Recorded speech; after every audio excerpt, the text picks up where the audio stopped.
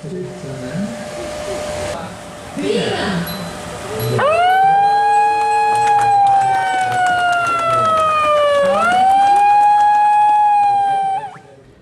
Kota Palembang Minggu pagi meresmikan jalur khusus bagi pesepeda.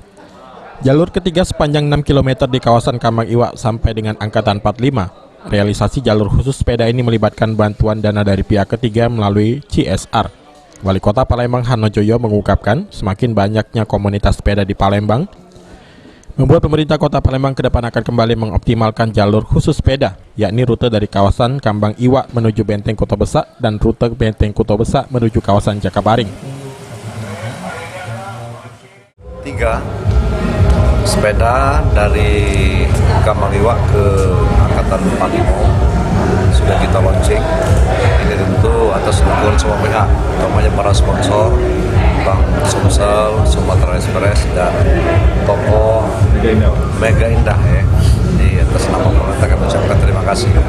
Nah, ke depan ada 2 jalur lagi yang akan kita optimalkan, jalur Kambang Iwak BKB dan BKB Jakabaring.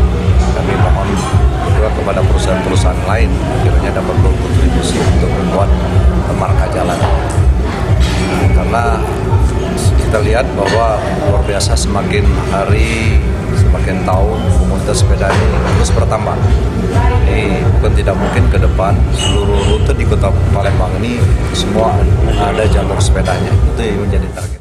Sementara Sekda Kota Palembang Ratu Dewa yang turut hadir bersepeda mencoba jalur khusus sepeda ini mengatakan, dengan adanya jalur khusus sepeda ini, goeser menjadi lebih tertib dalam bersepeda dan membuat suasana menjadi semakin asik. Dewa berharap ke depan, para goeser yang memanfaatkan jalur khusus sepeda ini dapat memperhatikan peraturan secara konsisten yang telah ditetapkan, mulai dari menjaga protokol kesehatan, menjaga kebersihan dan tertib dalam berlalu lintas. Launching pada hari ini cukup mengasihkan sebenarnya. Cukup banyak yang mau ikut, tapi kita batasi dari 40 komunitas bahkan lebih, karena kita digandeng oleh pihak Sumatera Express. Jadi ini kita batasi per komunitas itu 2 orang. Tadinya membludak, ada yang minta 50, 100, tapi kita perketat. Kita perketat karena kita mematuhi protokol kesehatan.